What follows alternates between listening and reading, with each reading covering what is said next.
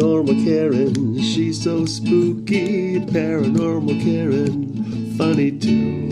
Paranormal Karen, she's so spooky. Oh, and did I mention she's funny too? Yeah, cha-cha-cha. Hey everybody, welcome to Paranormal Karen. So much. So let me get through my promo real quick. Please join the Patreon. I'm having a blast over there with tarot, and if you want extra Paranormal Karen podcast episodes or what's going on in Utica, that's where they are. My merch page should be up. Paranormal Karen t-shirts on sale. Go to karenrontowski.com or rontowski.com or psychicstandup.com, all that stuff. And also, if you are in the Utica or upstate New York area, I am headlining Fat Cats doing psychic stand-up February 10th, 9th and 10th. It's the weekend. It's Friday and Saturday. Damn it, Samantha, look what happens to me. Okay. So I am at Fat Cats February for Valentine's 9th and 10th. We're going to be doing raffles. We're going to be doing psychic stuff. Come yourself, come with a couple, come with your future ex-husband or ex-girlfriend. It's all good. So today, Samantha Brooks is my guest, and you guys are going to love this. And Samantha, I have to tell you, so I don't ever read my reviews, but every once in a while I'll go to see, like, am I getting more listeners or am I getting more reviews? So I go to my thing and it says, and it's really great. People have given me great reviews, couple of ones. And the first one that comes up is a 1. And it goes, she doesn't sound like she even does background on her guests, and the sound is awful. And I was like, that person is psychic and should be on my show, because both those things are true. Great. So Thanks. we're working on so I apologize, folks, if that's true, but I am an off the cuff person, and I say I can't do something unless it's easy. If I have to get to a studio and read for an hour, it's not happening. But how are you today, Samantha? I am good. I'm good. It's been, I don't know if it's the same for you, but this week, it's just, this seemed to be very strange, kind of tiring, kind of, for lack of a better word, crazy making energy. I don't know, very exhausting and all in my head. Agree 100%. And also, so folks know, we're taping this the first week of December, right? Yes. Yeah. Yes. And everybody knows I tape first and I tape ahead, but I have just found 2022 to be exhausting and like that. How about you? Yes. Yes. I would say especially 2022, and then probably the last 2.5, 3 years. But yes, especially this year, it does feel like it's just a different time. It's a different everything for me. I feel way more, and I also do not feel part of reality way more, if that makes sense. That makes perfect sense. And so now I'm going to tell the folks why I'm having you on. So Jessica Gillis of Jessica and Oscar said, I have to introduce you to my friend Samantha. She does tarot readings that take you through the dark underworld. Okay. And so I immediately called you because the dark underworld is where I live. And I paused that right there for a second, folks, because I hope we're not getting that little click. Like sometimes WhatsApp gives me a little tick, tick. So Samantha has moved to holding her phone to her head, which I have a rule with that. I'll only do that for podcasts because I don't like right? It feels old school. It feels wrong. It feels wrong. Okay. And I'm afraid of the 5G. So anyways, so you took me on a path through the underworld that was just fascinating. Folks, it's a 2-hour reading, and I'm going to call it a reading/guide because you are doing so much more than reading during this. So before we even get to how you did this and what was so interesting about it, tell us, what was your journey into tarot or metaphysical? Where did that start for you? Okay. It's funny because I knew you would ask me something like this, or that kind of, introduce yourself. And I never know exactly where to go because it's all a rabbit hole. And I am not the person that has the spiel ready. So Usually I make people put it in musical form, so you're lucky. oh, well. So they really have to prepare. They have to have other great. people come in, other villains and stuff like that. Well, let's start this way. Were you always aware or psychic as a kid?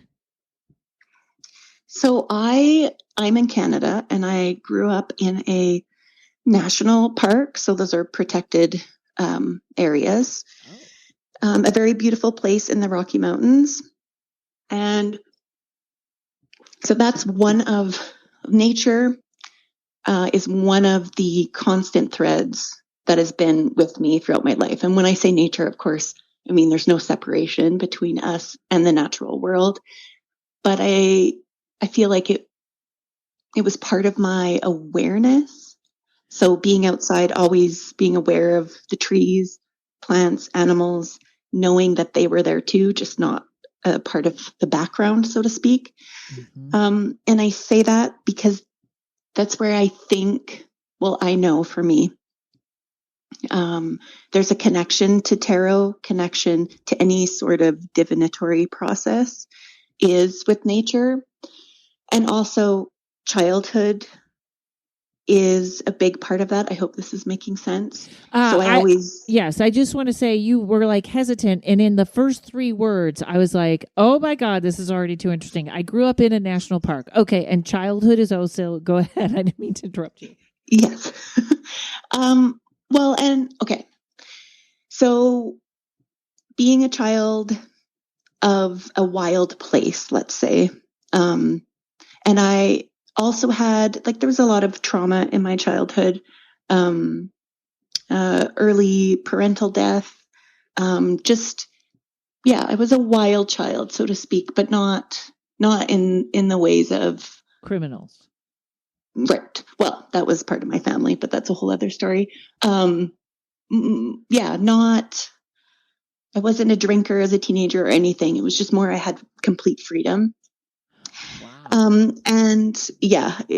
So complete freedom is very interesting. I think this sounds a little bit like Lacey Free, but I shouldn't say that outside without her here. Meaning some of your trauma came from a neglectful childhood, nobody watching over you, correct? Yes and no. It's like this feeling of not defense of my parents. So a little bit of a background that this has made me who I was. My mother was a very unconventional, strong woman who became an artist in her 40s, professional artist in her 50s, always smoked weed. That was her thing. Mm-hmm. And so there was 3 kids, me, my brother, and my sister. We all had different fathers. But my mother made her way on her own. And so it was more of like she had to choose between her career in a way and providing more of a constant support. That kind of sounds bad, but and then my father was very sick my whole life. He died when I was 14 and it was separate households. Anyway, so what I'm trying to say is I had this awareness of being alone and not necessarily being safe, but that's what the woods were for me. It was safety. And I think growing up in a very protected, safe place, literally probably saved me from a lot. But yes, neglect, I guess. Sorry. Yeah. And we don't need, don't worry about it. I think that there's no perfect childhood. You either get the neglectful childhood or you get the abusive childhood. Right. And that's not because people are bad or a parent. It just is, you can't be perfect. So you get one or the other. But a little bit fascinating. That's fascinating that your mom became an artist and then just, it was what it was.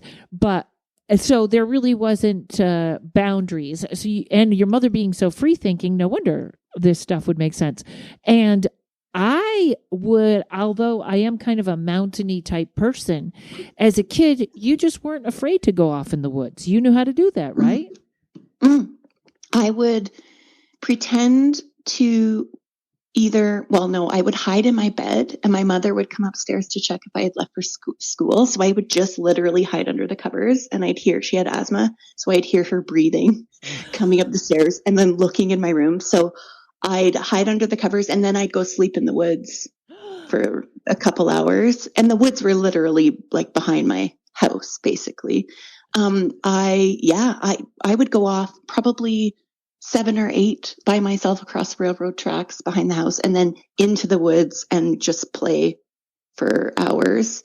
I mean, I ran into bears and there was, a bear tried to get into our house to get the pancakes my mother was cooking. Like that, it was just a part of our life was, that close to that wildness.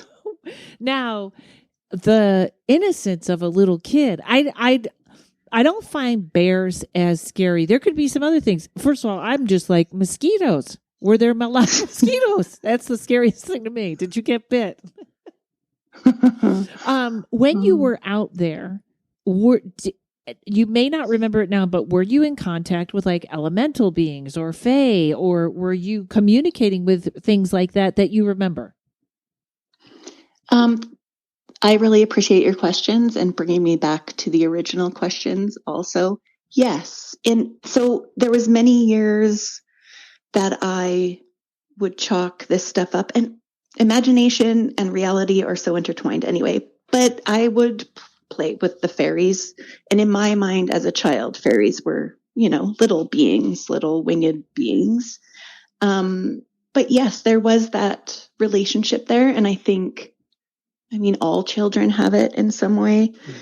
Mm-hmm. And I was given the freedom of that to do that because of not having many eyes on me. And that was also my generation. I'm in my mid-40s, so a lot of us were left to wander. But yes, fae, especially fairy. And then these memories of my mother getting my astro chart read, or going to somebody's house that told me I was from Lemuria or some weird thing. So I had also these connections with kind of the alternative hippie new age scene, wow. As a child. But then at my father's, it was much more TV and shitty food and TV and just kind of and just checking out of reality because he was so sick. And anyway, so it's like I danced between both nature as a saving grace and then dissociation as a saving grace also. Now, did you... That makes sense. It makes perfect sense to me. Did you ever run into any danger in the woods, or was it just like, this is my home, so nothing is scary? That's another thread throughout my life that I've been thinking about and having certain readings from other people. And I don't want to sound like the person that just says, well, this person told me this, but it's more of a confirmation. In my life, I have probably been in a lot of dangerous situations. I would say 18 and under, but wasn't even aware of them. There's some kind of something that just allows me not to even register that it is. I don't know if it's a certain protection or just a luck. So I remember a specific time walking. I was 11. I had my groceries, and there's a trail. There's all these hotels that were right before the apartment building I lived in with my father. So there was a trail behind the hotels. So I was walking that trail with my groceries, and I happened to look up in front of me, and maybe 6 feet in front of me, there was a grizzly bear. It was still a cub, and it looked at me. I remember, I'll never forget all the hairs around its eyes. It was so beautiful. Anyway, it looked at me, looked at my groceries, and then went back to doing whatever it was doing. And I just turned and made my way back. Down the hill. Yeah, the cub seems scarier because isn't it like if you are anywhere near the cub, then the mother attacks? Mm-hmm. Yes, it's most dangerous. But I think that one was seen around before, and I think its mother was no longer around. But yeah, no, I've been in situations. At 14, I was in Hawaii for 3 months. My sister was working there as a nanny. And so I went to Hawaii. I turned 14 there, and my sister was 21 at the time, and she hardly was ever there. So I was like alone in Hawaii on the Big Island, running around with, I don't know why I'm telling you this, but I guess it has to be running around with all these people. And again, just this like being in, we went to some places there that only the locals knew about, and very special, powerful places. And again, like that, I don't know, something could have happened to me, but didn't. I first of all, well, I love, but this is actually anyone that gets a reading with you is going to understand this freedom or being taken anywhere, because you go right into the underworld.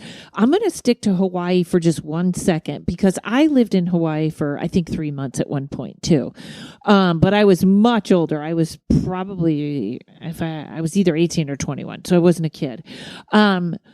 This is your whole life seems to be built on the metaphysical. So there isn't a beginning. It is the beginning.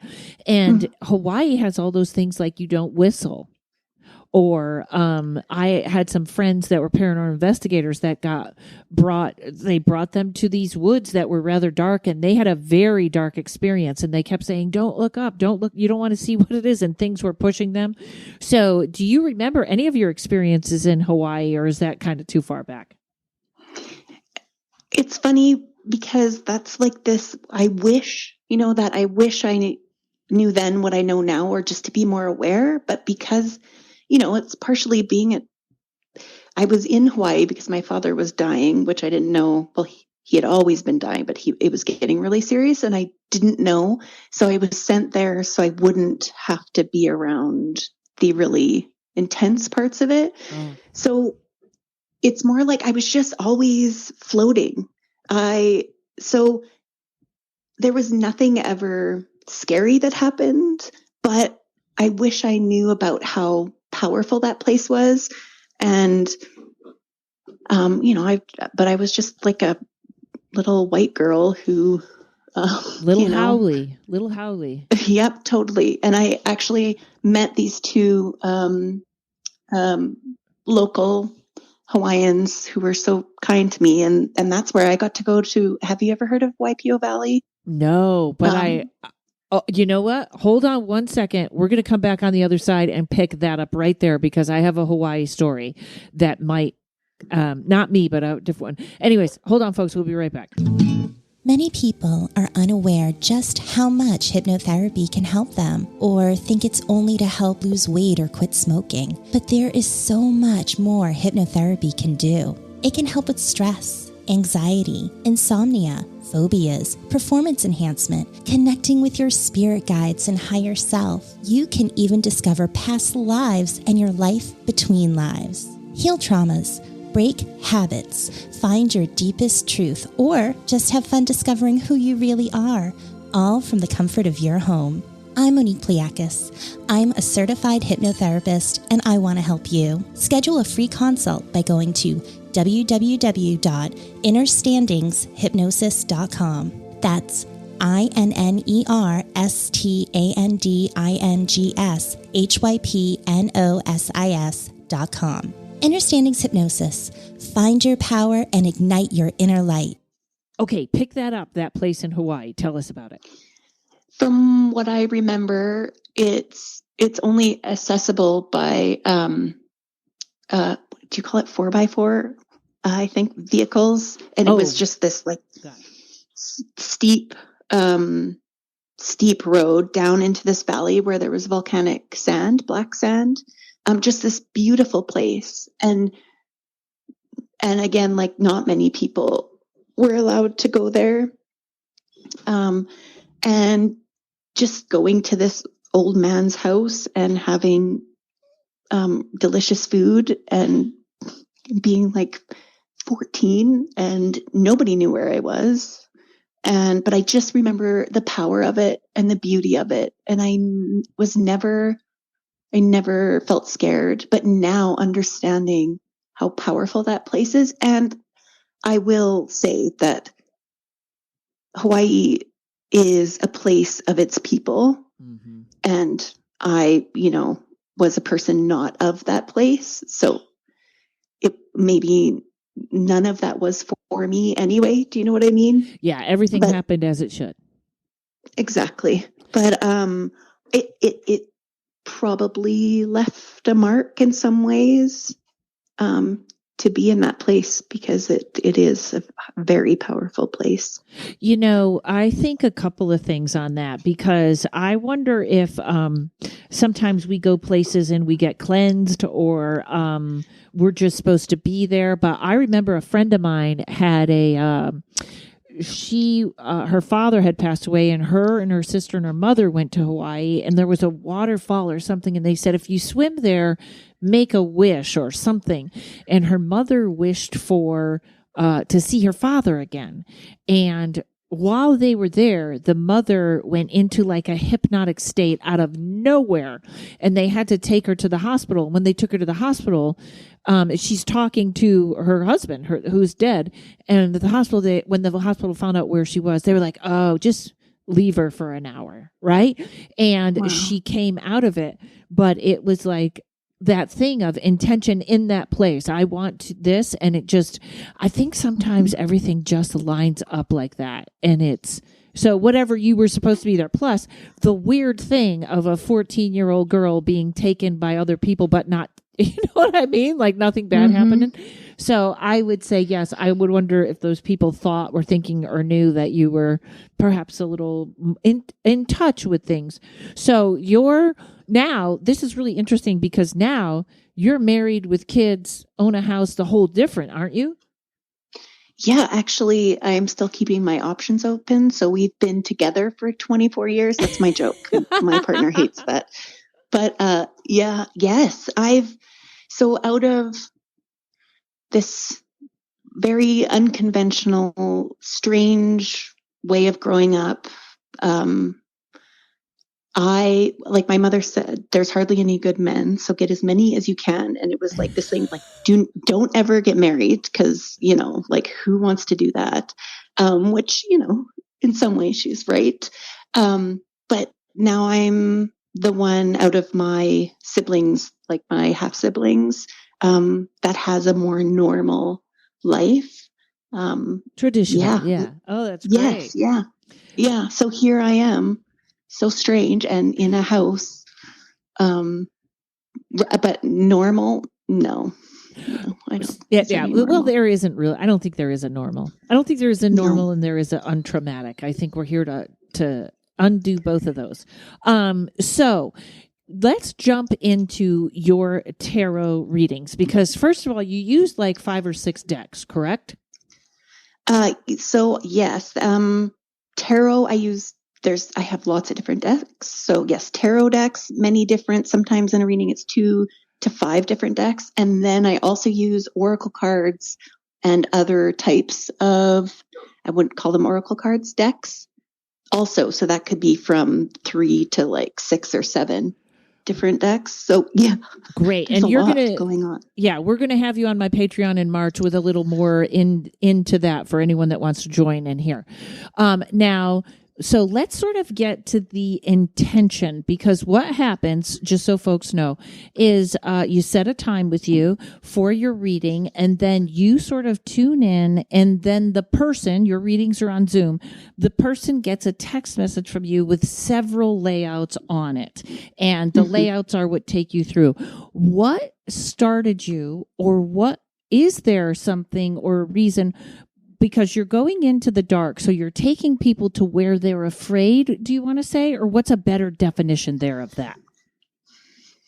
I would say we're going to a place that is meant to relieve you of burdens, let's say, of heaviness, relieve you of certain ways of relating to the world, in order to come out a different way, in order to receive gifts in the form of a new way of looking at life, new ways of thinking, if that makes sense. So yeah, the underworld's, yes, there's fear there. Yeah. For people who are ready to change, but just can't get that next step. Yes, I like that. Yeah. And I'd like to say also that, when in our reading, if you don't mind me saying, because it's about me, it's not about you. But you can tell about my stuff anyways. I don't care. It's all out on the table. When you said to me, when I said, I don't know what I'm talking about. And you said, basically take your own advice because you do know what you're talking about. That's what you said to me. So it may sound like it's just hard to put into words. So this journey is very much, I believe in some weird way that we do go there together. Mm-hmm. There's some kind of past, something. So this journey is not only a psychological one. Some would say this is like a psychological tarot experience. I would say yes. And the only way we can interact with, let's say, I believe with beings, with other energies is through the psyche, is through our understanding and our thoughts first. That's how we filter. That's how we understand. But it's also, it changes the body. Mm-hmm. There's something that happens. I think, I hope. I think I can help you with this. Okay. So, we have the cards out and we start to discuss the cards, which I loved because I'm a Rider-Waite girl. So I was so glad that we didn't use that deck because I have so much information on that deck. So you actually took me into other decks and some that are very different. And we sort of discussed the cards. And this is where it all lines up, where I think you might not be, where I'm writing your promo release right now. The symbolism of the way we discussed the cards kept leading to the next step. So you had a card there that was called the Weaver of Creation. Okay. Mm-hmm. You may need to help me here because I kind of can't remember this part, but that card is imprinted in my head. And you would take that card and we would discuss what it looked like, what it meant to me, how it made me feel. And this was really getting us to messages, or digging in, like, is that scary? Like a dragonfly. Do you remember we were talking about dragonflies? Mm-hmm. And because that was one of the first cards, and I was like, yeah, I don't really like dragonflies. And you were like, oh, that's interesting. So you kind of were like, oh, that's interesting. And then we sort of expanded on the dragonfly. And by the time we were really done with the reading, or I would say this the other day, I had an idea about painting one. So so immediately I was like, yeah, they're kind of gross and, they're bugs and insects. And you had a whole different interpretation. So tell me what you feel like a dragonfly is. Okay. First, I will say I appreciate that you're bringing up even the beginning of that journey. So to explain a little bit, these readings we go to the underworld and we interact with different beings. So the beings come through in the cards, in the symbols, the pictures in the cards.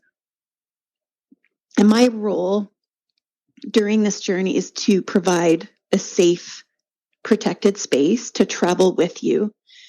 And really, it relies on the person looking at the cards and talking about what they see, their knowledge, if they have, of the cards. But it's more and more turning into these symbols or these animals, whatever's on the card, starts to speak to that person.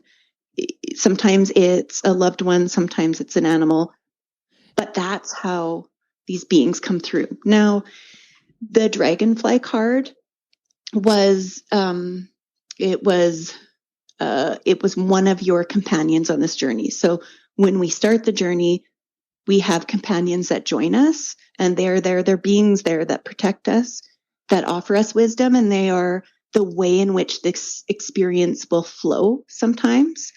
And so that dragonfly, I asked you what if dragonflies meant anything to you, what you felt about it. And you basically said they were gross, right? And had no affinity for them. And I will tell you why, too. I remember when I was a kid, we used to play outside. I know most people not, in the road. Like most kids are so inside right now. That's like almost a foreign thing. And I remember playing tennis at night. I don't know why we were playing tennis. You can't see the ball. And I swung the racket through the air, and I remember hitting one and literally knocking it down, and it was such a gross noise. Maybe that's why I don't like them. Maybe. Yeah, who knows? And like that association with killing something else, like who knows?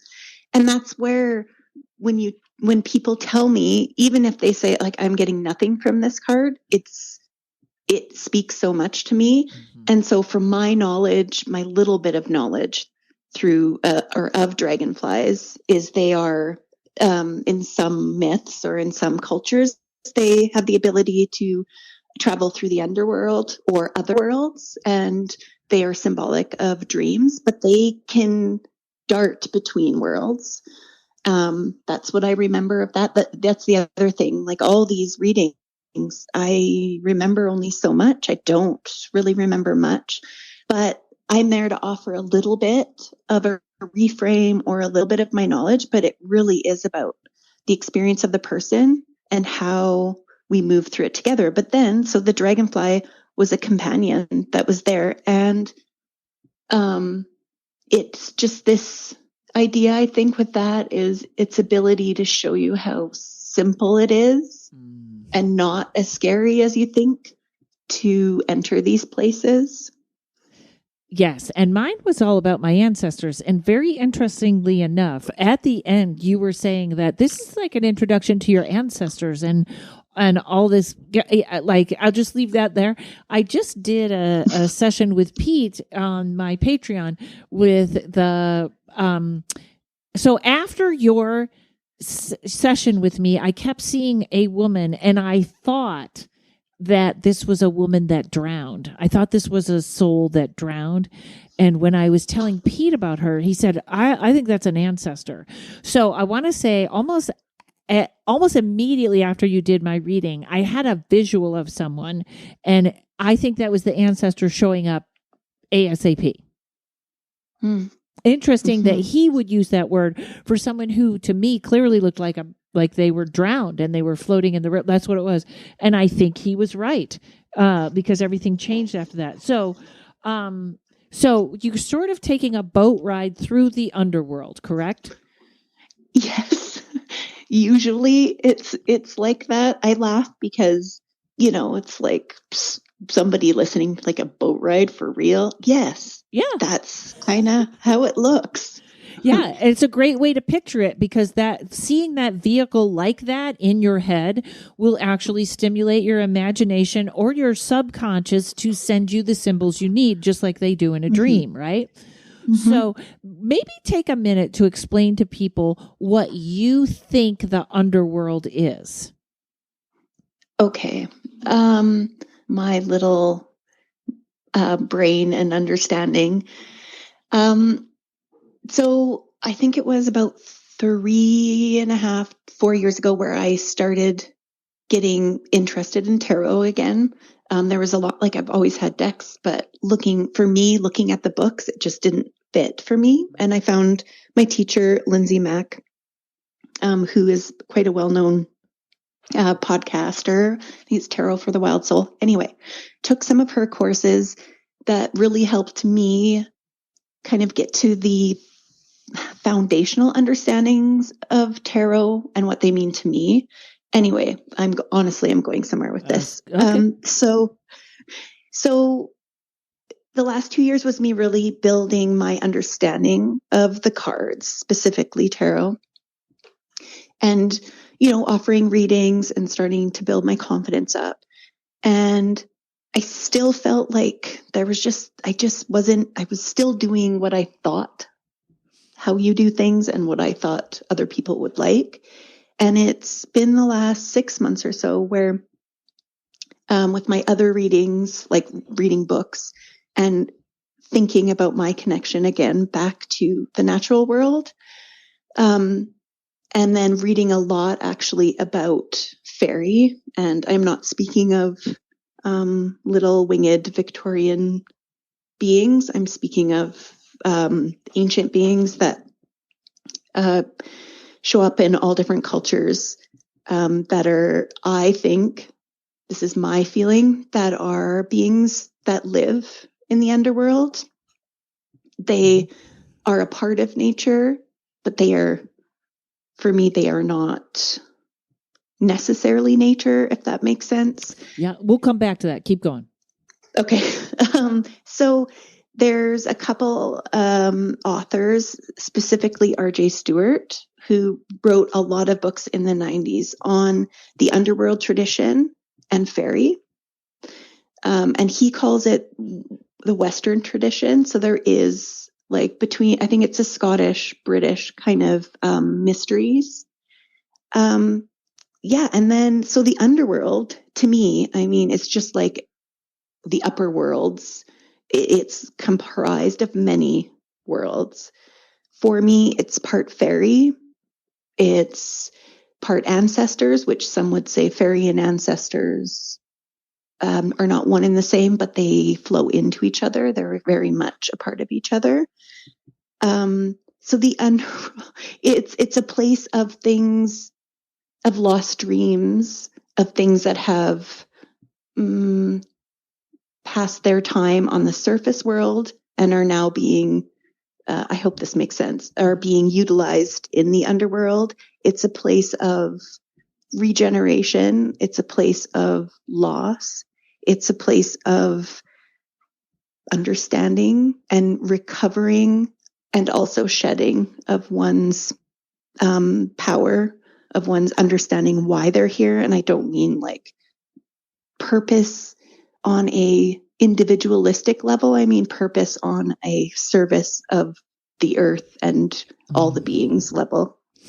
Makes sense? It makes perfect sense, and I love it. And also with that, so, and it's a nice way to say it's a, so everybody wants to stay on the upper world where the sun is shining and everything is good, but that lower underworld, which is actually the sign of Scorpio, right? It's like it's a part of us. It's not, so it is connected to our shadow side, but it is also where we go to change, correct? Mm-hmm. Yes. Okay. Yes. And you said, Karen, that did you say something like you're part of the underworld, or you, what did you say? I feel like this sounds weird because I feel like there's your personal underworld. I could be wrong on this. I feel like there's your personal underworld where you are fixing yourself or doing these things. But I also kind of feel like if you are a metaphysical person or a paranormal person, you're actually looking into that underworld. And I don't mean like demons or bad things like that, but you are, there's the angels. We can say upper and lower, just they're different. We don't mean one's higher, but that upper angel world and then that lower world, which is still a real world, but it might be the one we don't shine the light on. Like everybody's going to help us here. It just, I don't know how else to put that. But I think when you're in the paranormal field, you're looking into the underworld. Yeah. Yes. Makes sense. And for me, like for a long time, I said like I have never cared about, like literally never cared about upper world, anything, not like angels, beings of the air kind of thing have never resonated for me. And I've always just been very much about earth and the beings of the earth. And now I'm really realizing also it's like in the earth. So I am too, just it's somehow where I look to go down and under instead of up and away, which both have their places, of course. And the underworld is, I mean, it's earth. It's the sacred feminine. It's the terrible mother. It's the loving mother. It's we could probably talk hours about that, but it's the fear, it's the anger, it's the, which is another thing. Like anger is something that actually moves us. So it's not always bad. Yeah. It's it's actually the things that we have decided to call dark or tainted.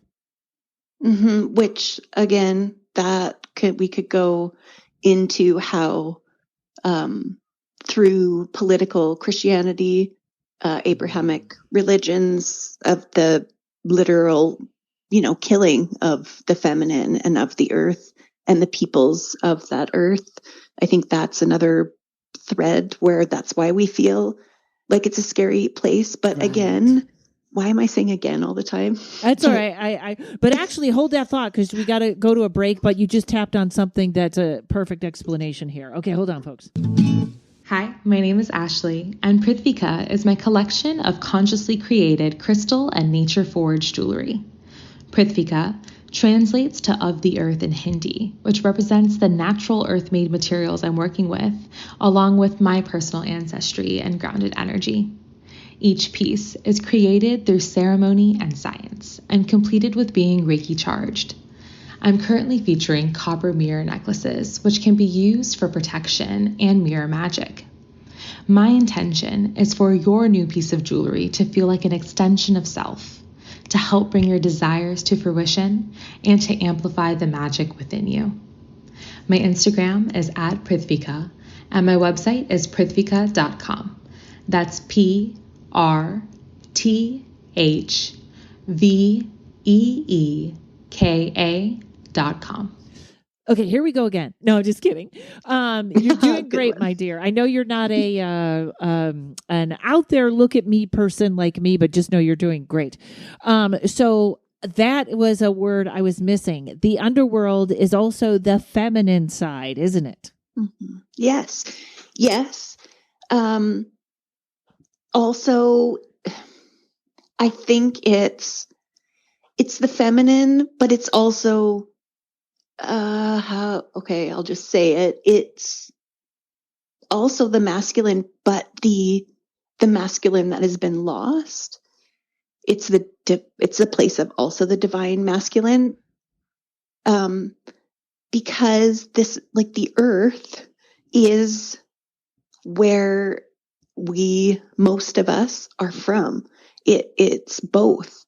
It's not this separate sky and earth.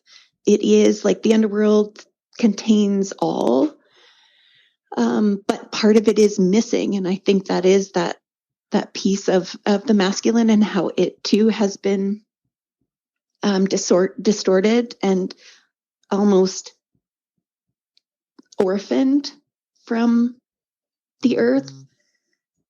And with fairy and with the understandings I have, there's a whole other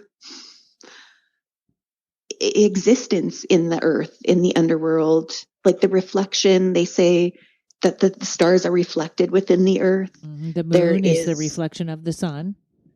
Yes, all of it. Like there's so many other worlds, and we've been taken away from that. But that's not to say it's bad. That no. And then the upper worlds are nothing, because in other cultures, I mean, they're everything. You're humans, as humans, specifically, I think as human beings, we are thresholds for other beings, and we are this kind of vehicle that can move up and down, and through us other things can. But I know that's why, for me, like the underworld right now, and taking people through these journeys.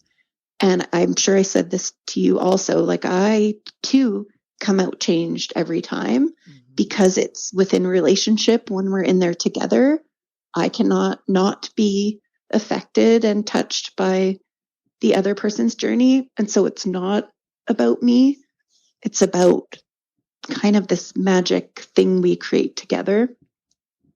But I've now, which I have never before, feel this kind of pull to start developing some kind of reading that then takes a person to the other worlds that are more focused, if we had to be, linear upwards, because there's a place for that too. Yeah. So let's talk about the Fae for a second. And so now, so you have a relationship with the Fae that has just always been. Okay. So do you still, I kind of want to say, are they a part of your life? Do you see them? Do you still communicate with them, or do you just feel them around? Because they're around. They're in every house. Every apartment has a brownie or something, right? Okay. So as a child, there was a connection, and then, I'm pregnant at 19 and school and life and 3 children. And in the last, it's like been in the last 3 years, almost all this, this kind of Came about, awareness, which makes sense. Yes. Yeah. This, so doing tons and tons of reading of folklore and listening about different understandings of Fae and Fairy. And I went through this process of like going, okay, like I do feel a connection. I then, the first, it's like getting through the fantasy part where it's unpacking my own colonialist kind of idea of these beings, if that makes sense, that they're not this like light love right. for me. Okay. That they're not Tinkerbell. No, they are, you don't screw around. And that was the next part, was like the fear, the warnings. And this is in folklore, and this is like from people today, and this like you don't, even from people that are fairy positive. Yes. Oh, yes. Yes. We should not even, should we be saying them over there, the good neighbors, the others, so then going through this fear of like, okay, well, I shouldn't even, and am I good enough? And then this worry of like pissing them off, because these beings, and we're speaking of like, we're saying fairies as if we're talking about humans, even kind of maybe, where there's just a whole plethora of different beings. And then slowly coming to this place right now of like understanding that if I have this pull, I just have to go with it, develop my own relationship. So there are dreams and feelings, but I am in North America, and I am on a place where, first of all, like, not to be, well, whatever, I'm just like, it's not my land, right? And the trauma that is on this land, but also I know that my understanding of fairy is across the pond. Like, it's from my ancestors' knowledge of them. Now, what are they here? How do I then start understanding what they are here without taking another culture, like the First Nations people, the Cree, the Blackfoot, where I'm from, like, not, so my understanding is like the only way I can know them is through the plants and the trees and the land here. And also that's where these readings come in, that I feel that there's some connection there where that's them helping, or I don't even know, some are. And sorry, one more thing, which really stuck with me also in these wonderful books. And this has been, this is traditions that have been passed on, of understanding that humans have or can have these co-walkers, these fairy parts and an animal part. And there's these 3 parts of us: human, fairy, and animal. And it's not like, it's not like a Ted Andrews kind of thing, if anybody's familiar with him, but it is more of, we're a part of many beings, and many beings are a part of us. We're not just one thing. Yes, and if we're all connected, then we are all connected to all beings. It's interesting that you say that. I was just listening to everyone. There's a wonderful podcast called Pleasing Terrors. And he was talking, he really does historical stuff and historical ghost stories and stuff. And he was talking about during I don't know if this was after the Civil War, but he's talking, I think, South Carolina or North Carolina, about how this author put all of the African American folklore and legend in a book. And he was kind of a famous author, and he just found the African culture so amazing with all these stories, and he did a reading on it, and like everybody turned on him because because the whole place was racist. You know what I mean? Yeah. So, but even, it's funny, I heard that story last night, and then hearing you, it is very interesting getting into each culture's beliefs, because I had someone who called me about a case, and her father, who was kind of close to the end of his life, was seeing little people that looked like puppets, and they were running all over his house, and everybody thought he was crazy until he would say, like, don't throw that pillow, and a pillow would fly across the room. But no one else could see them, and he was so aggravated because they would just come in and dance in front of him when he was trying to sleep, and all this weirdness. And I got like kind of a psychic hit, and I called my friends at Native American Paranormal, and she knew immediately what they were. Like, I was like, I don't even think I hear about this in our culture. And I checked with kind of my regular sources, and everybody was like, I don't know what that is. So it is interesting to find out, like, Fae are so connected to jinn in the Middle East. So, and they're actually, a lot of the legends are the same, even they're said not to be the same, that there's good ones and bad ones, and you can do deals with them and stuff like that.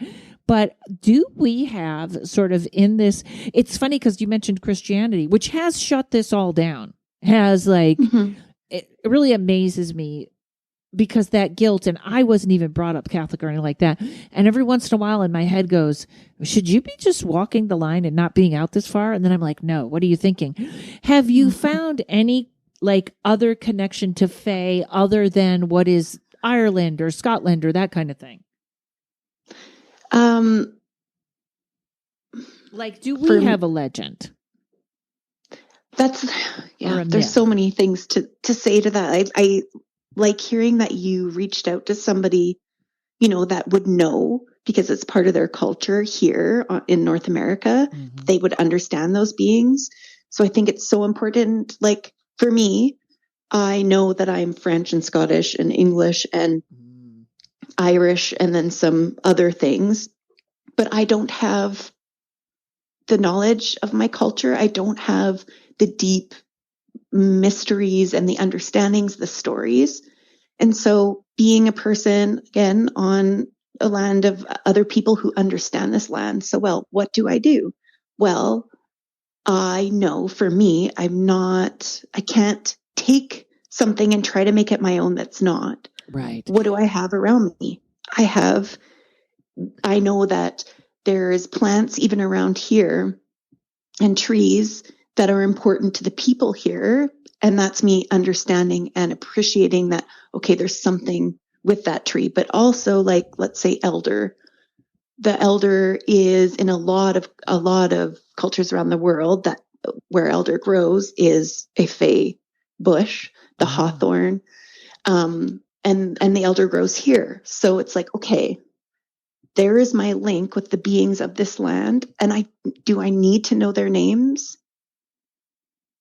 Is that taking those names and that are not even the names I should be using? Do you know what I mean? It is this fine dance of like understanding my privilege and then going, well, what's around me is nature, is like when I was a child, that's my in to these beings and understanding them or having some sort of relationship. Yes, I want to say it sounds like you were sort of grandfathered in, and here's my theory on that. I was sorry to cut you off there. No. Because it could simply be a DNA thing. Like, You really are connected. So there's no question about it. If anybody's connected to Fae, it's you. And it's interesting because I have no like younger knowledge of that or no connection to it yet. Even when we had this kitchen witch on, she was like, what do you like for spices? And I was like, dillweed. And then she was like, and you don't eat meat. She was like, you love fairy food, like out of the blue. She doesn't know that I had the weird stuff with Fae. And she's like, my God, you love fairy food. And every time I turn around, it's kind of like, okay, if these beings are in our DNA somewhere, it's got to be a strong one in me like it is in you. It sounds like you have more access. I actually feel like I know what they look like sometimes. Like I feel like I see them, especially in readings. But not, I would go, that's a weird cartoony look in my head, or it looks kind of like a wolf, but a man, or you know what I mean? Like I just kind of see things like that in my head. Everybody's like, yeah, not when I'm driving, folks. Don't worry. But you know what I mean? When you close your eyes to go to sleep, I see a lot of things when I'm right between those two worlds. So being that is your DNA, I mean, that could be like some sort of radar that they pick you up. Yeah. And then understanding or trying to understand the consequences of that. And also because there's all these warnings for a reason and myths. I don't know. I know what you're saying. And for me, it is like, so how, what do I do with feel that? like this? Yeah. And I feel like these underworld readings for now are the key a bit, but I also think that it's not, maybe for me, it's not something that I need to know or has to have a reason right now. It is more of like, I guess, trusting. And I think it's a thing that's developed over time. And I also still have kids at home. I don't know. No, I know. I think I can encapsulate this really pretty well for you, which is because I think, although I'm full of myself today, I don't know what happened. I haven't been full of myself in a while. That's great.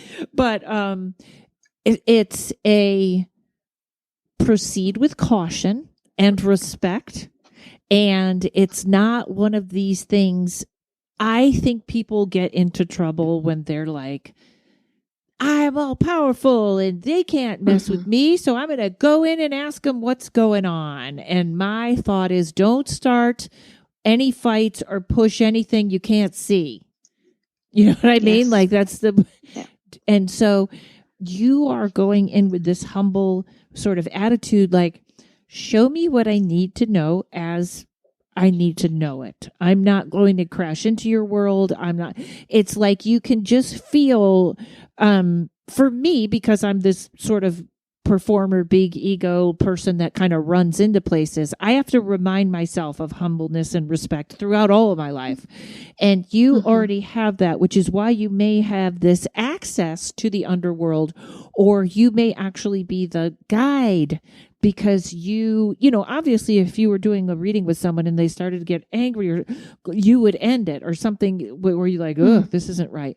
But this is probably why this is your thing right now, because of the way you can go in with respect. Did that make any sense? It does, Karen. And it reminds me, just like you said, where you have a tendency, just go in. Let's do it. Right. Yeah. And for me, I feel like it's more important for me to have a very strong sense of self and a sense of strength in self, like my own sovereignty, because I think these beings, not only do they abhor ego, pushy probably. humans, yes, yeah, they also abhor weakness. I'm assuming what they is, and kind of wishy-washy, that like if you, that's where if you make a promise, you do it. You don't overcommit yourself to all these things. So I know that, it's like the opposite for me, and understanding that, and then also decapitalizing it and knowing that it's not this exchange of like, goods. It's a relationship that needs to be nurtured and developed.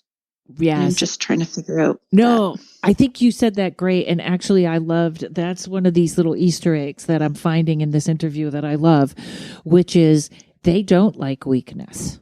Don't go in there afraid. That's why you're the guide that can take people through safely.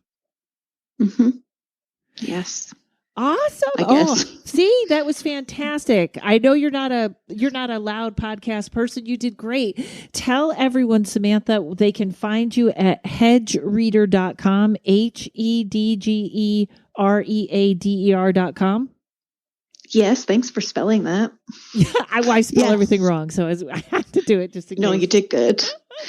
And that's fantastic. And they can book a reading with you. And I will tell you, folks, it was the most different, interesting, enlightening in a whole different way reading I have had in a long time. And if you feel like you're stuck, and because when I do readings, sometimes people will just go, "What's wrong with me?" or "Why can't I stop this?" And I can help you a little bit, but if you have that question, this is who you talk to. You're going to talk to Samantha Brooks at hedgereader.com. Thanks, Karen. You got it. It's so unique and wonderful. And thank you so much for being on, Samantha. Well, thank you so much. It was awesome. Wonderful. Good. And we'll have you back. All right, everybody. I'll see you on the Patreon, or hopefully I'll see you at Fat Cats in February for the Valentine's show. Thanks for listening. Thanks to Mike at Uno Rising Media. Everybody stay safe. Talk to you soon. Paranormal Karen. She's a spooky kind of queen. Paranormal Karen.